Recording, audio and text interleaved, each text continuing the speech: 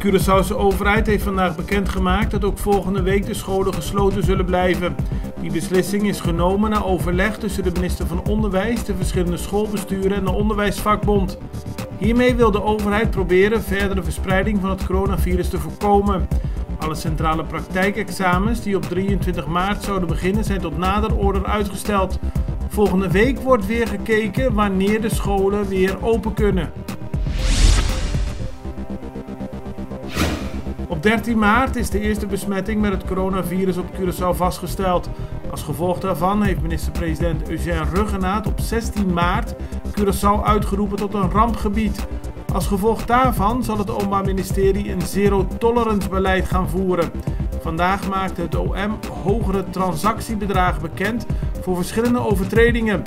Daarbij gaat het onder meer om 400 gulden voor belediging van een ambtenaar in functie, 150 gulden voor openbare dronkenschap en 2.500 gulden voor het houden van evenementen zonder vergunning.